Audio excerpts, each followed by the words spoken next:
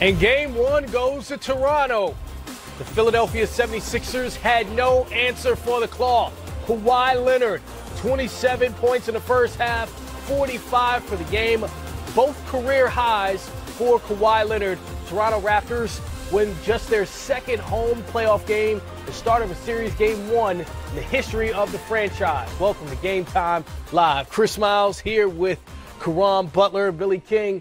Fellas, it really from start to finish felt like the Raptors came out and handled their business. It was exactly what Coach Brett Brown said, prior to the game, where he talked about the explosiveness of the Toronto Raptors and getting out in transition and having the luxury of having a guy like Marc Gasol that's able to pitch ahead and see Kawhi Leonard and Siakam and those guys operate. They did an amazing job, really outscored them in the first half and just kind of fed off that momentum. They did, and the defense to me is what made the difference tonight. I mean, Toronto gave up 95 points tonight. They gave up 92 in the Orlando series. Sixers averaged 122 against Brooklyn. They couldn't score against Toronto tonight. Embiid was forced to go on the perimeter. Jimmy Butler struggled to beat guys off the dribble. To me, that was the difference tonight. Toronto was able to defend Sixers, the perimeter guys. Sixers couldn't defend Toronto's perimeter guys. And to me, that's what it's coming down to. It's not about Joel Embiid inside. They can't defend their perimeter guys for Philadelphia. And that's the answer they got to figure out. It's not how to score, it's how do we stop them on the perimeter. Well, when you say that, I look at Jimmy Butler and I think, isn't he an all-defensive guy? Shouldn't Philadelphia do a better job at defending Toronto on the perimeter? No one particular guy can stop anybody in this game. You know what I mean? And it's been methods and many tried, but they fail and they continue to fail time and time again. But the luxury of having everyone on the same string and building a wall in those instances is very important. And you saw that for the Philadelphia 76ers. They just didn't do it, for the majority of this game. And on the opposing end, you saw the Toronto Raptors doing it.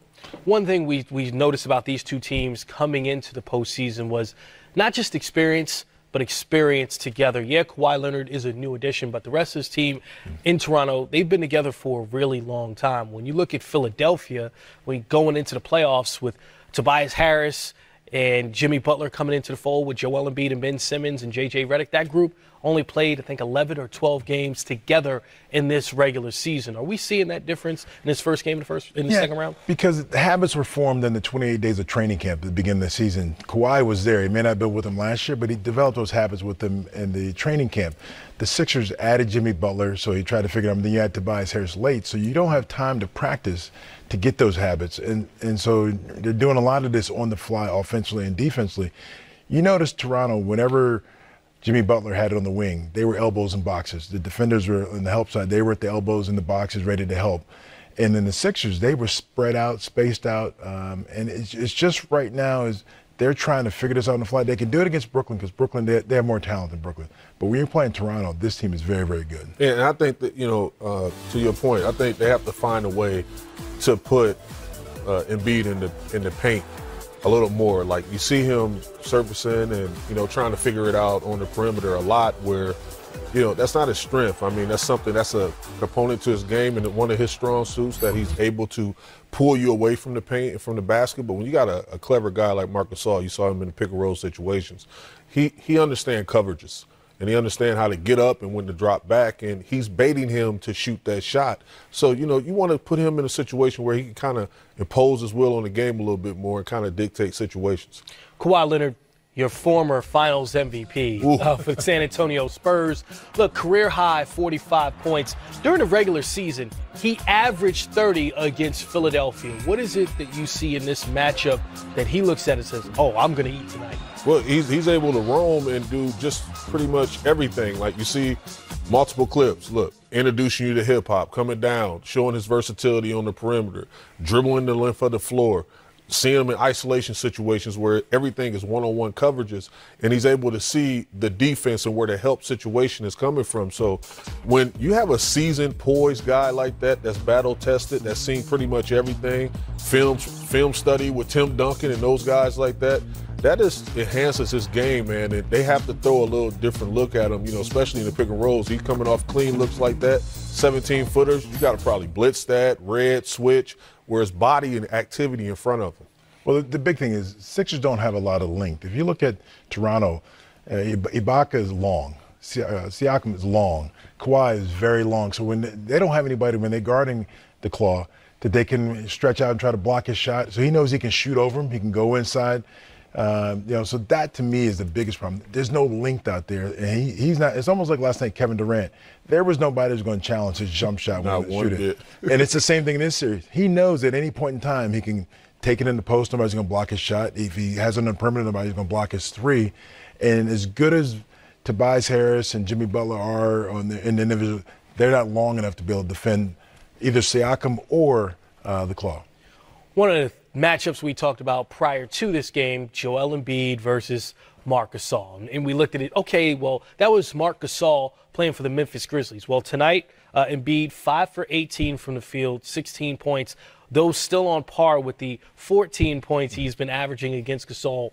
But it's not just him, right? It's the way that he's being used. What did you see in tonight's game and what Philly has to fix in order to be better with him in this series? Yeah, I think we touched on it. You got to put him in the paint. You got to put him in different areas where he's not so predictable, because Marc Gasol is brilliant at personnel and no understanding and knowing tendency. So he's not going to run out there for the elusive ball fake that he throws out there from time to time. And, the slow trot up the court where he can get the uncontested jumper where he can kind of get his rhythm in going from an offensive standpoint. So, Marc Gasol is really taking advantage of that. And then he's exploiting him on the other end, too, where he's stretching him away from the basket.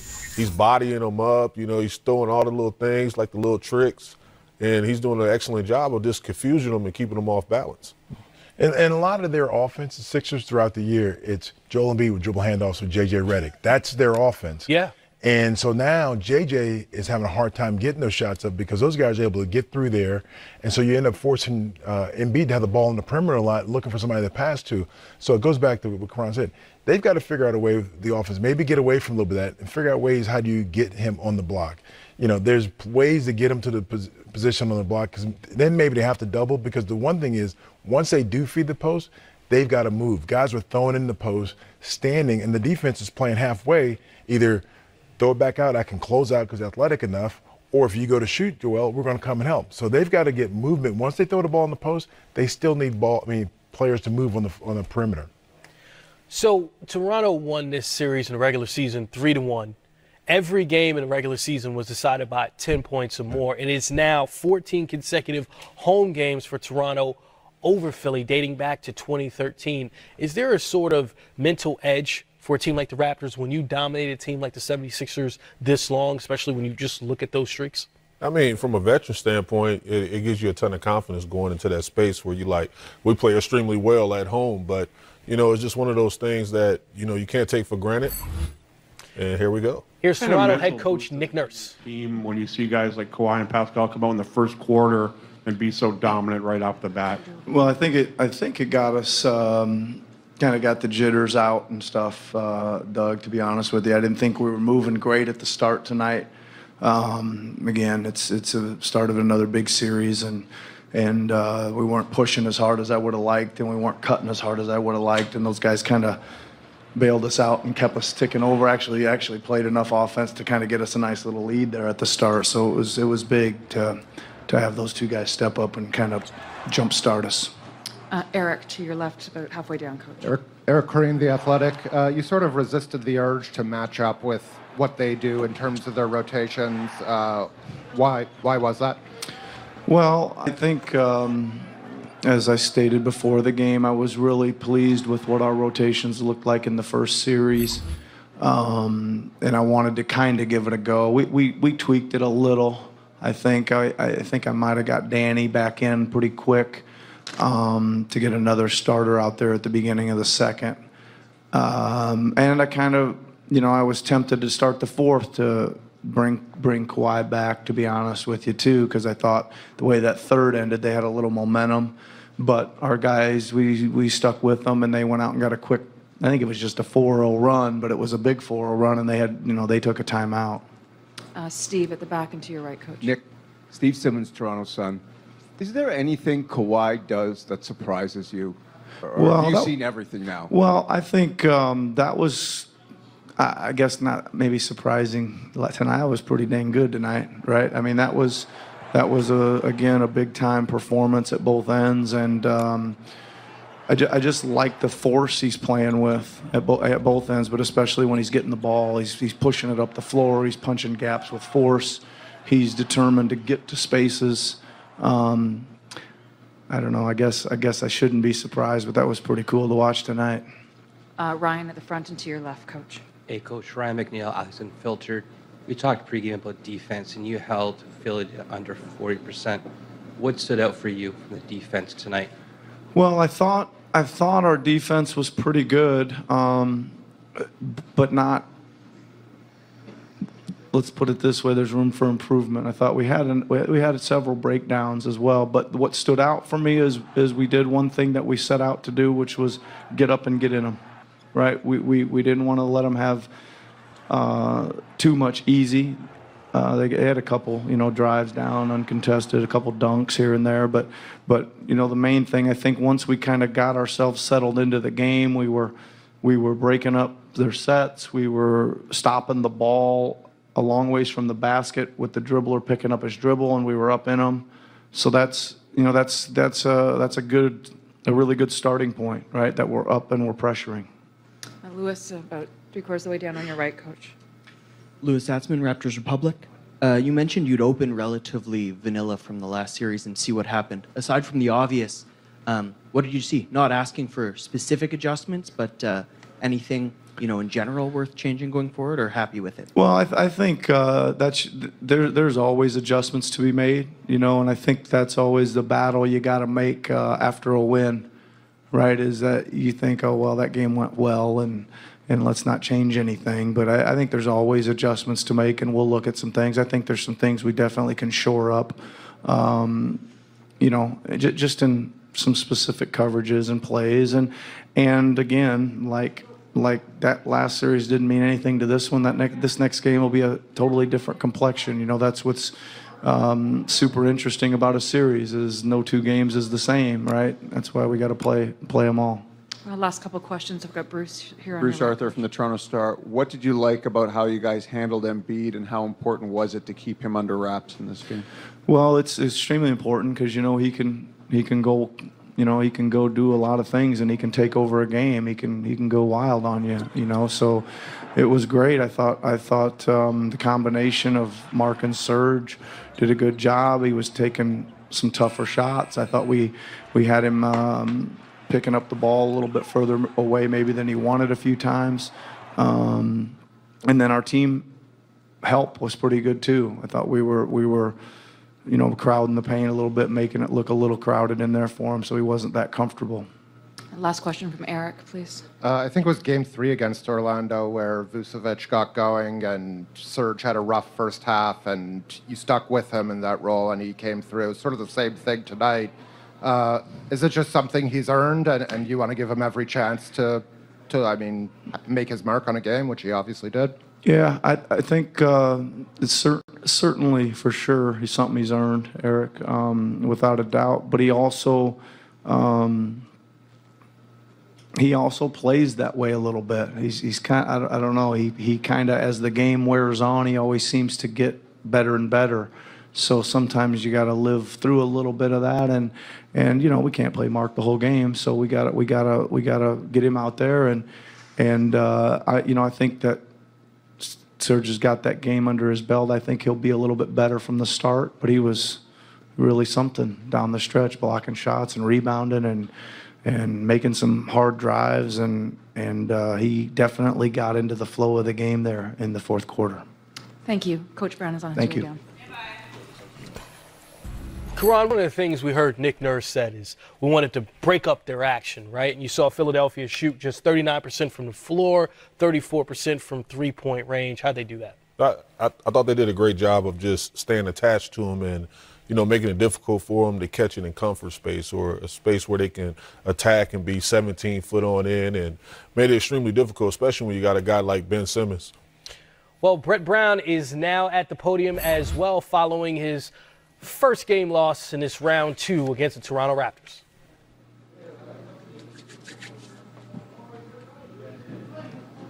Brett Brett Saratod, Philadelphia Inquirer. 16 points out of Joel, 5-18. That's uncharacteristic. What did you see from him tonight? I mean, I thought you got to give credit to Marc Gasol. He was the defensive player of the year for a reason. I thought Serge, came in and did a good job athletically, especially, making it difficult for Joel. And I got to help him more. I think getting him into the post different ways and freeing him up a little bit more than we did is something that I have to look at. But I give Toronto credit for their defensive effort tonight. Coach, John Schumann, NBA.com. How far has Kawhi Leonard come along as a scorer since you were with him in San Antonio? Leaps and bounds, incrementally, just every year gets more dominant. And even when I came to Philadelphia, those years that I was in Philadelphia, looking in the rearview mirror of him evolving under Pop and in the San Antonio Spurs system, that you could just see this thing's trending in an incredible way. And to sort of fast forward that and look at his skill package tonight and the variety of ways that he scored and could get his shot off on some pretty good defensive players and big athletes was incredibly impressive. Hey, Brett, that wave over here to your right, the wave that Toronto hit you with in the middle of the first quarter, was that something just so different from the first round series that almost a team needs to adjust to when it goes up against opponent at this next stage of the postseason? I mean, I wouldn't want to commit or own that you need it. I don't feel that. But what I do feel is because it happened, I think that reality stick, stings a little bit. And so we felt it with Brooklyn. We came out and needed to do better in the first game at Brooklyn. There were some things that, as I'm feeling the game and obviously not watching the tape, that we can do better just executing what we tried to get done. I think that there are some individual performances that we'd like to have back. These guys, we can all get better. I can do a better job on maybe freeing up Joe, or maybe showing even more of a crowd to Siakam or Kawhi. But in general, I wish you didn't need something like this to jump into a series. But we're not going home. We're not going away. We will dig in and come back better in Game 2. Coach, Steve Brotherston, Pro B-Ball Report. Prior to the game, you were talking about you weren't going to play scared. You were going to do what you've been successful at. And on the boards, you were quite good, and you dominated second chance points. Toronto, on their side, dominated on the fast break points. Is this a trade-off you can live with going forward? I hope so. I hope so. We had the turnovers still are too many. You'd like to have, a handful of those back. I'll be curious when you look at the tape and we say, because, Tobias, as an example, crashed the boards, we got punished going the other way. I didn't feel like that was a result of the transition points because we went to the offensive boards. I could be wrong when I look at the tape, but to your question, is it a trade-off? I hope not.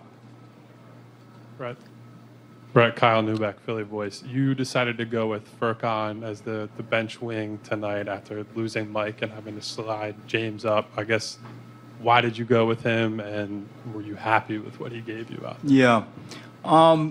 The short answer is shooting. We felt with the way Toronto guards, they really scramble well. They're unafraid of attack and penetration, that if we were going to, and we needed to obviously without Mike, find another wing, you can go with Zaire, Jonathan, Furkan. You had to choose from that, say, group. We felt Furkan's ability to score was the trade-off we were prepared to live with. We felt defensively we could put him in environments that wouldn't entirely expose him. But the true answer is when we chose to go with Ferk, it was driven because he out of that group is the best shooter. Brett, David Krenneman, ESPN. Getting back to Kawhi, there were some possessions where you saw Ben on him, but Ben was also guarding a variety of guys. Is that something you look to in Game 2, considering the success that he had in the first round on all the defensive assignments that he got, where you just got to give him a shot on Kawhi? Yeah, I mean, when you have Tobias Harris and Jimmy Butler and Ben Simmons, you feel like you have answers to figure out who's guarding, Siakam or Kawhi. And we had great success in the Brooklyn series with Ben guarding a point guard with his length. To your question, could we see him more on Kawhi? Maybe. Or maybe, some of the others, we just got to do a little bit better and give them help with crowds. Again, you're always smarter in the light of day after you've seen the tape. But, our intention was to have multiple defensive players on Kawhi out of that group that I just said. Brett in the back here. With all due respect to Kawhi's performance, how difficult is it when you have Siakam out there with him and trying to match up with both those players at the same time? And can you talk a little bit about how you think you did in that regard tonight? I think we have to do better. If we're gonna win a game, if we're gonna win the series, we have to do better in relation to both of those guys. Now, we can all sit here and say, kind of no kidding. The ripple effect is this is the best three-point shooting team in the NBA after the trade. And so, the balance of going at somebody and getting picked apart with Kyle or Danny, and others is real. So I feel like you certainly shake their hand, Kawhi and Pascal, like they were excellent. But are you just going to live with that throughout a series? I doubt it. What that looks like, how frequent is it? We'll figure that out. Thanks, Brett. Thank you. And Siakam combined to score 74. Who we're not talking about? Joel Embiid, just 16 points, 5 for 18 shooting. Here he is following the loss. This is the first time we saw this team with the addition of Marc Gasol. What do you think that he added to this team? Like I said this morning, he's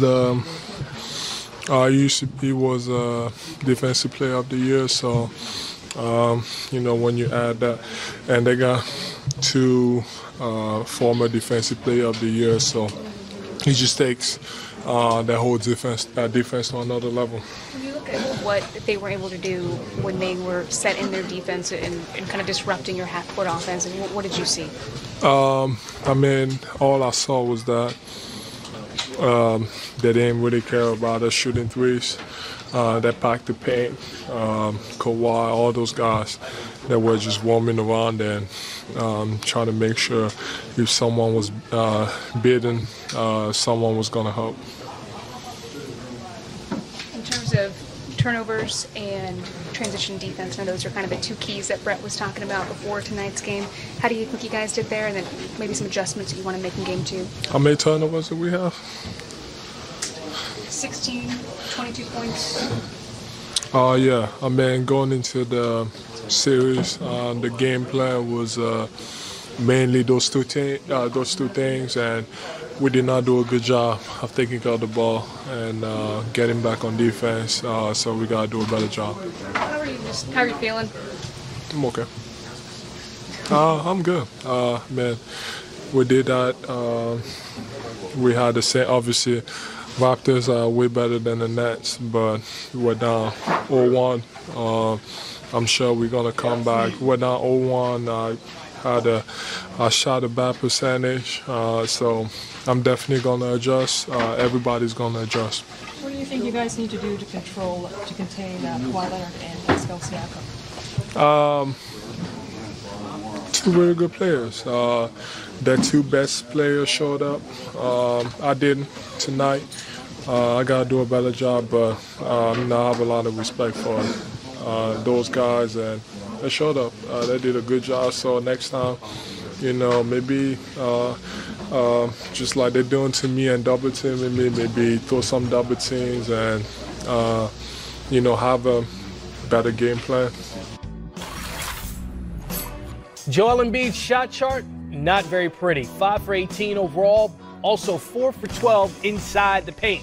Ben Simmons was 7 for 8 from the field. Let's hear from him now as well. Ben, you started off defending the point guard and then you spent time on Kawhi when he was going off. What's it like defending someone like Kawhi when he's just hitting all those shots? Personally, I think I did a pretty good job overall. But he's a tough player. I mean, he's Kawhi. He's a physical guy, a lot of length, can shoot the ball, so he's a tough guy to match up on. And offensively, were you pleased with the team's performance tonight? I mean, we lost.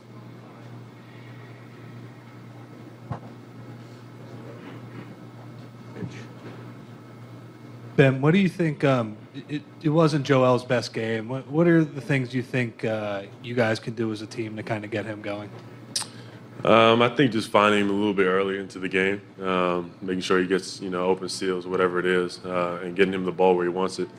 But overall, I think as a team, we just got to move the ball.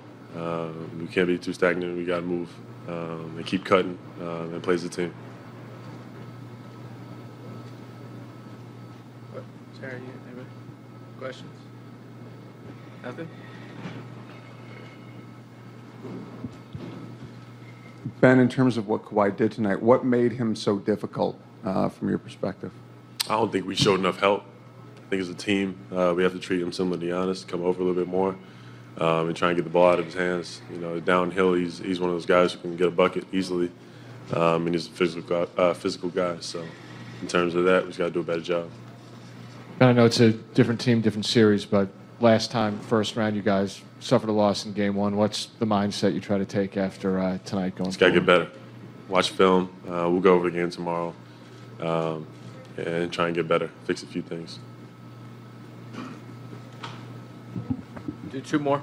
Ben, after JJ hit that flurry of threes in the third, you guys, I think, cut it to 4. What do you think allowed them to kind of push it back ahead? I think just lack of communication, not sticking to that game plan that we had. I think overall in spurts we did a good job, but it wasn't a game overall, where we came to every quarter and were able to do that. So we got to do a better job of that. Appreciate it. Thanks, Ben. So one of the things that stands out on the box Sixers, they shot beneath 40% as a team, but Ben Simmons 7 for 8 from the field. When you flip that coin, Siakam and Kawhi Leonard each took 9 shots in the first quarter. So what did you see from the Raptors and how they approached Ben Simmons to keeping him from getting those shot attempts up, also keeping the assist down? He only had 3. Well, they did something that Brooklyn tried to do, but they just did it with one guy, and that was Jared Dudley. But you're going to see with the Toronto Raptors, they did a remarkable job of putting multiple bodies there. So, for instance, check out this. Downhill, look at this. Serge Ibaka, Siakam, they're available. Another wall. Look at that. Kawhi Leonard's in the action. Serge Ibaka got his eyes on him. You're taking away a ton of real estate, so he's not able to get off and do what he wants to do. And then you got a big body on him right now. So if he elected to try to get a post up, you still had a guy like Serge Ibaka in his space where he couldn't post that frame up, and he had to kick the ball out and, do something else from an offensive standpoint. Once again, he's hovering, got Kyle Lowry on him. He's hovering around the paint. Lowry's doing an excellent job of stunning, getting back to the body of him, and just making it difficult where he's not getting those situations where he's just going downhill, living in the paint, and, drawing in so much of, the defense and then being able to kick it out for easy shots from a J.J. Redick and guys like that. Yeah, I think Ben's got to do a better job, like you said, is if the wall is there, get the ball movement. I think so many times when you hold the ball, dribble, the defense gets set. If you move the ball moves faster than the body. bodies, you can get easier layups. And I think so many times he holds it, and dribbles it rather than to get the ball moving. The overall, they got frustrated by their defense, by the physical play. You know, as Coach Norris said, they wanted to put their bodies up on them, and they got up on them, and I think the Sixers got frustrated from it rather than move the basketball. You got to move the basketball.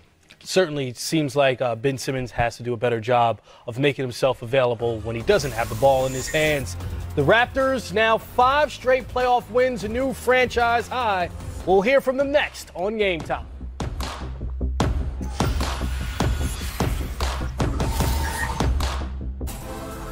Let's take another look at the scoreboard from tonight's Game 1 in the second round between the Toronto Raptors and Philadelphia 76ers. Who you don't see, Jimmy Butler. He was 4 for 12 from the field, did have 5 assists, finished with 10 points. Here he is. Jimmy, how did you feel like they were able to break up your offense or kind of slow down the types of sets that you guys were in once they got into their defense? I think they're a tough team to go up against when our defense is set. We talked about it. I think all in all, we turned the ball over, so they got out in transition. And then whenever we take the ball out the net, they're set, you know. We talked about what we're going to do. I don't think we did a good job of doing what we said we were going to do before the game. This is the first time we've seen this team now with Marc Gasol. How have you felt like they've changed now with him, and what do you want to do with him forward into? He's a really good player. They got a lot of them. I think we just got to really stick to what we said we were going to do. Like I said, he's tough. He can shoot it. He can pass it, put the ball on the floor.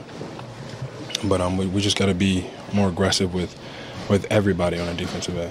Jimmy, you talked about being aggressive. It seemed like you guys didn't go to the basket enough and settled too many jumpers. Would that be a fair statement? You take what the game gives you a lot of the times. You know, they're a team that rotates very heavily. We just missed some shots. That's okay. I think we're all fine with taking those exact same shots next game. You guys, obviously, it's a different opponent. Pascal Siakam, 22 points in the first half, new playoff career high for a half for him. Or now. Maintenant. OK. Pascal, Matthew Cullen de Radio-Canada. Qu'est-ce que ça vous a fait? Comment est-ce que ça change le jeu, la bloc de Kawhi Leonard, puis votre dunk, puis les 3 points de Danny Green, la prochaine possession? Comment est-ce que ça change le jeu? Je pense que ça apporte l'énergie, bien sûr. En défense, essayer de jouer comme l'a fait là, avec des stops décisifs que Kawhi a fait. Danny et tout le monde. Donc, je pense que collectivement, c'était très bien. On a eu de bonnes séquences en défense et on espère continuer comme ça.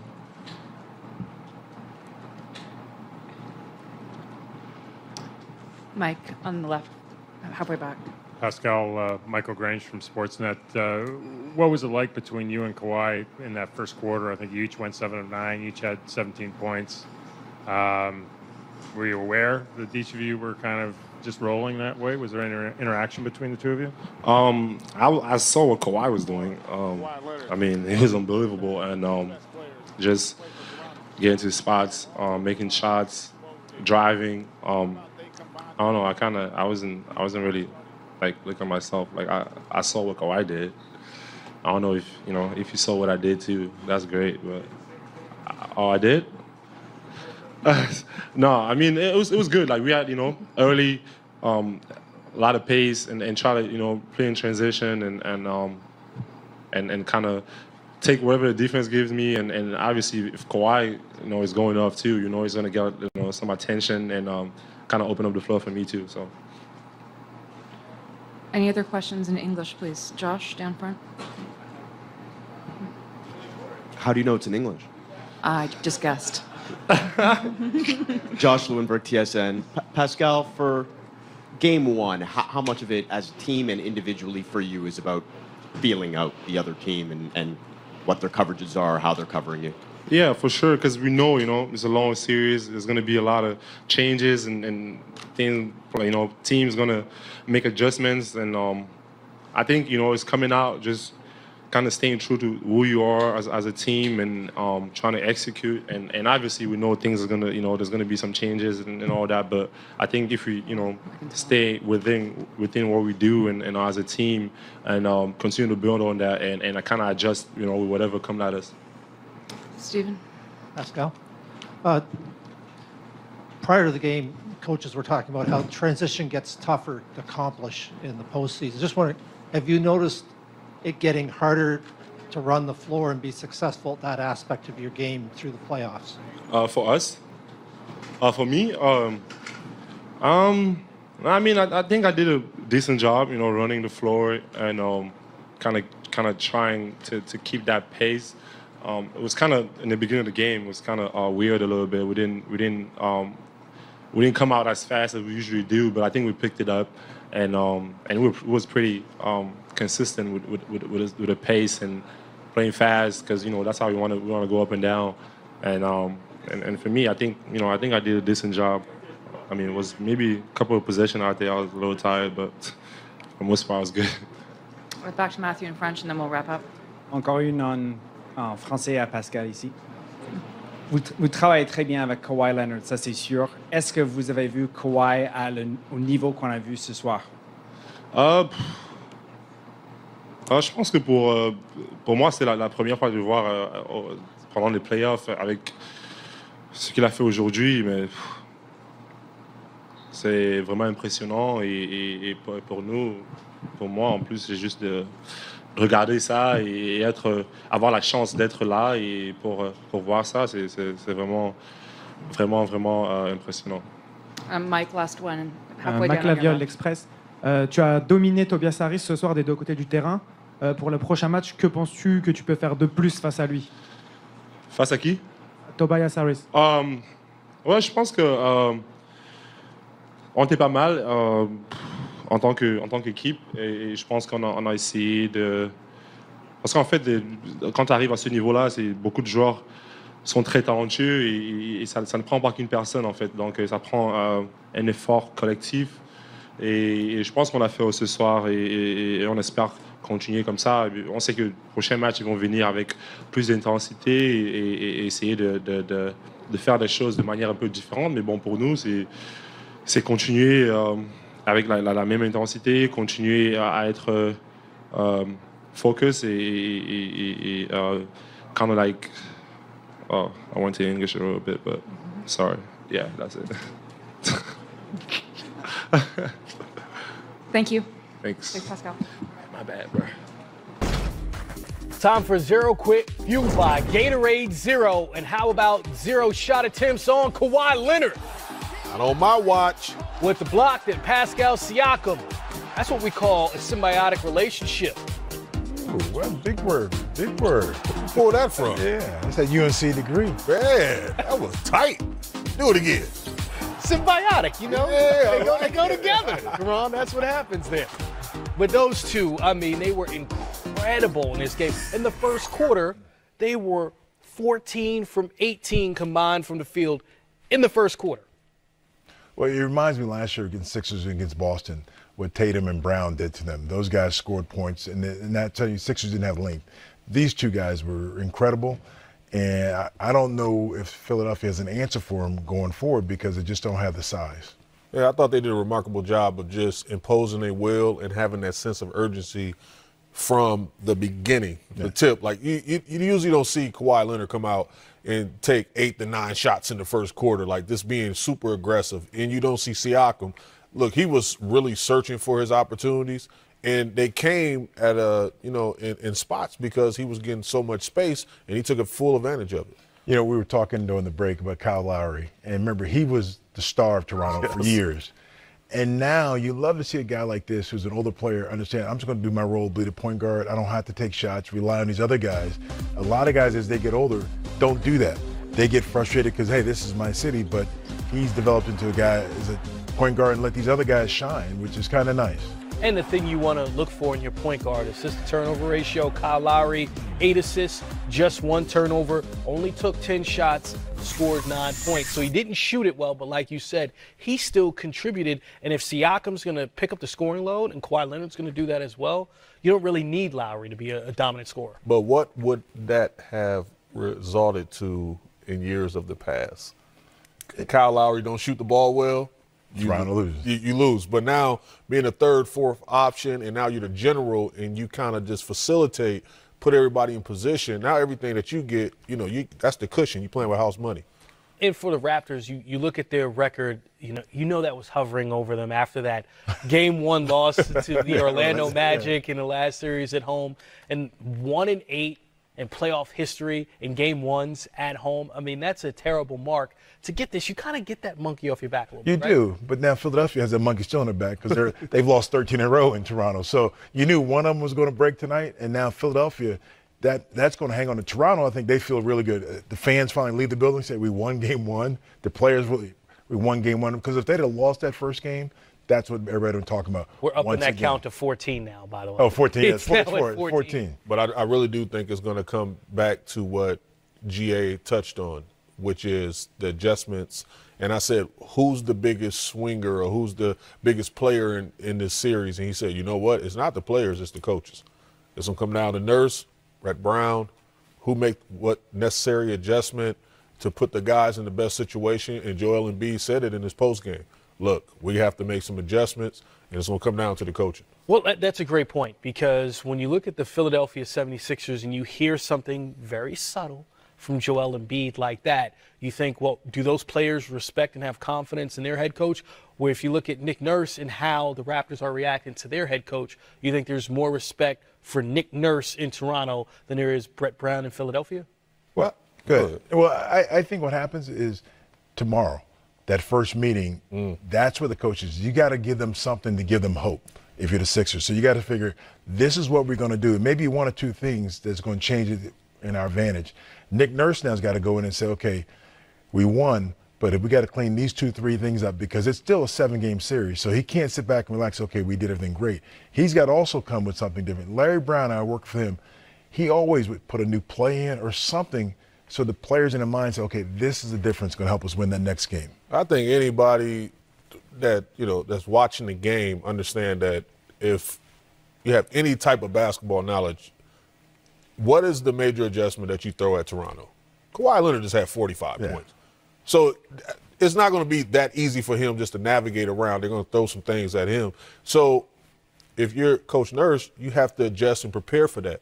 Okay, if they blitz, all right, we're going to have somebody high where you have an outlet pass. You're going to put Marc Gasol in the middle of the eyes so he's able to facilitate and exercise his right as one of the best passing big men in the history of this game to, facilitate. So, like, those adjustments. But if you're Brett Brown, you have to throw double teams at Kawhi Leonard in all facets because the players want that. Joel Embiid said that specifically, like, look, we got to double. Well, sometimes I just feel like you understand how this program is developing because guess who we're going to hear from now? Who? Marc Gasol. Guy you just mentioned. Man, look at come on, man.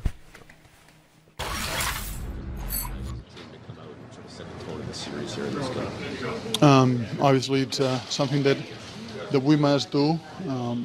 Be really engaged defensively. Against a very talented team, you have to. There's no other way for us to win. And I thought that we did a, pretty good job for stretches. I think at times too we got kind of lost and miscommunicated a lot of actions. We got to also do a better job rebounding when we get them to miss, and a little more mindful of what they're trying to accomplish and how they're trying to accomplish, and mindful of the ball as well and the timing and score. But obviously, when you have Kawhi and Pascal playing at that level offensively, covers up for a lot of the little mistakes that we had. But now watch film, get ready for game 2. Mark, the last time I've seen Kawhi play that well in the playoffs was 2 years ago against the Grizzlies. Yeah, I remember that. nice to have him on your side in a game like this? Well, it's nice that now he's not his career high against us. I mean, that team against the Grizzlies. Now, it's against somebody else, and I'm on his side. I like when he's assertive. I like when he goes, north-south. Yeah. What do you think's been the biggest difference for him in the postseason? It does look like maybe he's pulled it into another gear here the last couple of weeks. He's having that gear. We're going to put the ball in his hands a lot. We're going to create gaps in spacing. Set good screens for him, and he's a guy that is able to make those plays, and heck of a player. You must be running out of nice things to say about Pascal, but it seems like the longer the season goes, the further you go, the better he gets. Yeah, I mean, he's really good, poised. You have to do a good job early on in the game, getting good shots. I think that kind of allows him, to take it to that level and get confident, get going, and get in a rhythm. So it's a matter of kind of Kyle and myself with the first unit to get Pascal those good shots at the basket. If it's either a face up or back down or off the rip, getting good looks. They got within 4 early third quarter when JJ had all those threes. What's being said in the timeout at that point? Is there anything you guys are specifically trying to remind yourselves about, or is it just very calm? Just being more mindful. Yeah. That's kind of the plays I was talking about just now. Be more mindful of what they're trying to accomplish with plays and time and score and those sort of things. So. I think we did a pretty good job, though, of solving that issue and finishing possession with rebounds after that. I think they had 14 or 16 second chance points. When I looked up, we got to cut those down. Going back to that game against the Grizzlies that Kawhi had, how would you compare and contrast that version of the game? It's a different scenario. Now I'm on the other side. I'm not comparing, that game when I'm trying to beat him on this game that I'm trying to help him. It's impossible to compare. Mark, you guys had neutralized Embiid pretty well. How did you feel about that at all? It's game one. You're trying to make it kind of the same thing over and over again. I don't like repeating myself much. You just try to stay in front of them, be physical, contest your shots, box out. It's pretty. It's hard. He can beat a lot of people off the dribble, but he hasn't been able to do that to you. Why do you think that is the case? I don't know. I mean, I'm sure he'll try. I think it's hard with some of the guards. You got to be up higher because they especially with JJ as a big, you got to be high and helping the guard coming over. He does a good job of keeping with that ball, especially on the left hand, and he's a really good player. Kawhi Leonard's post-game interview was just one question, but we're hoping to hear more from him next on Game Time Live.